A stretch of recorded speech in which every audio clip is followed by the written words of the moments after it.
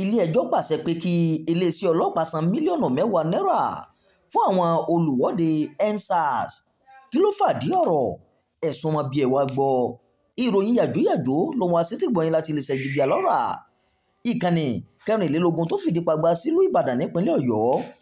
Imam Abdulwaheed ni oníròyìn yẹn.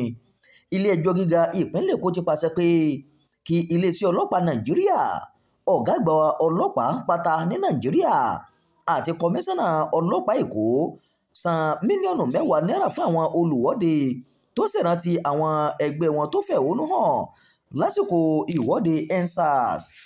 Mílíọ̀nù 10 náà ló dúró fún títẹ ẹ̀tọ́ àwọn olùfi ẹ̀hónú hàn tó ń ṣèrántí ọdún kẹrin tí ìwọ́de EndSARS wáyé mọ́lẹ̀ lábẹ́ òfin. Adájọ́ Musa Kakaki tó gbé ìdájọ́ náà kalẹ̀ lọ́jọ́bọ̀ sọ pé àwọn ọlọ́pàá tẹ ẹ̀tọ́ àwọn olùwọ́de tó kórajọ lógúnjọ́ oṣù kẹwàá ọdún 2024 láti ṣe ìrántí ọdún kẹrin àyájọ́ EndSARS ní Lekki Toll Gate mọ́lẹ̀ lábẹ́ òfin.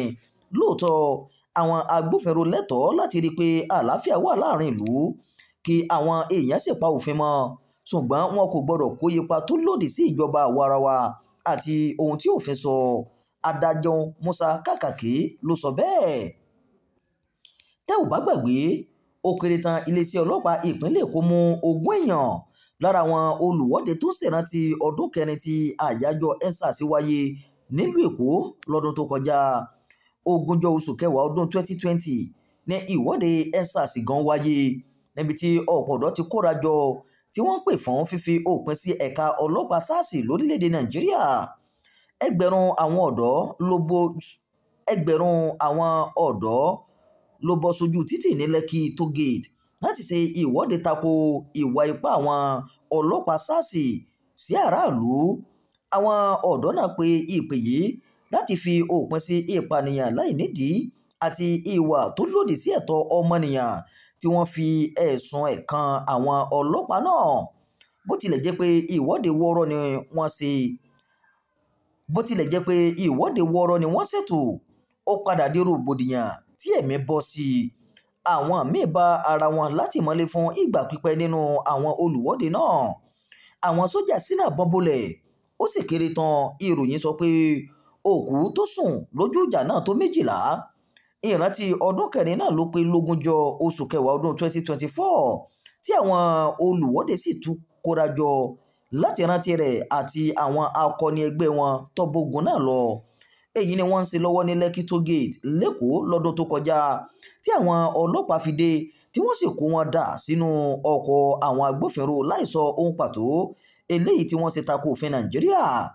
Ọ̀pọ̀lọpọ̀ wákàtí ni ìròyìn sọ pé wọ́n fi dá wọn dúró sínú ọkọ̀ wọn kí wọ́n tó padà fi wọ́n sílẹ̀ láì fi ẹ̀sùn kankan kàn wọ́n fún mímú tí wọ́n mú wọn. Èyí ló mú àwọn olùwọ́de náà gbé ìgbésẹ̀ òfin.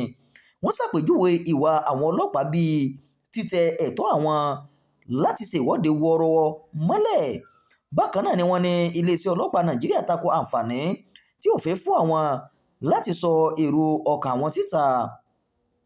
Èèyàn 22 àti àwọn àjọ 3 tí ṣe àjọ Education Right Campaign, the Take It Back Movement àti Campaign for the Defence of Human Rights ló pe ọlọ́pàá lẹ́jọ́.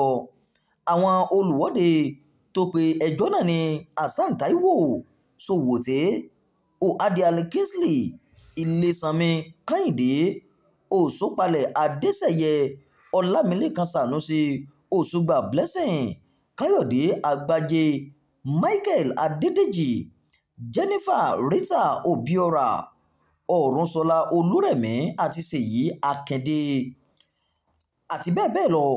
Àwọn tí wọ́n fẹ̀sùn kàn ní àjọ ọlọ́pàá Nàìjíríà, ọ̀gá àgbà pátápátá fún àwọn ọlọ́pàá lórílẹ̀‐èdè Nàìjíríà, iléeṣẹ́ ọlọ́pàá, kọmíṣánná ọlọ́pàá Nàìjíríà, alága àjọ task force lẹ́kọ̀ọ́, gómìnà ìpínlẹ̀ Èkó àti olóòtú ìdájọ́ ìjọba ìpínlẹ̀ Èkó. Ìròyìn yàjóyàjó fún ti àkókò yìí kò ní jù báyìí lọ. Ẹ má gbàgbé láti subscribe sórí ìkànnì Gigi Alárà, ìkànnì 24 tó fìdí pagbá sílùú Ìbàdàn nípínlẹ̀ Ọ̀yọ́. Imam Abdulwaheed ló ti ń jábọ̀ ìròyìn láti ìlú Ìlọrin ìpínlẹ̀ Kwara.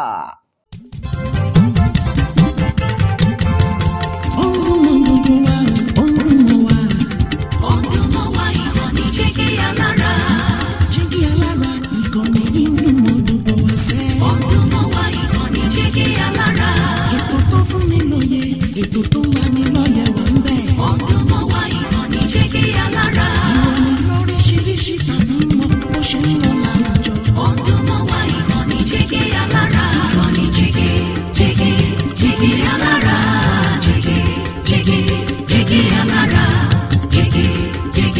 jígí alára,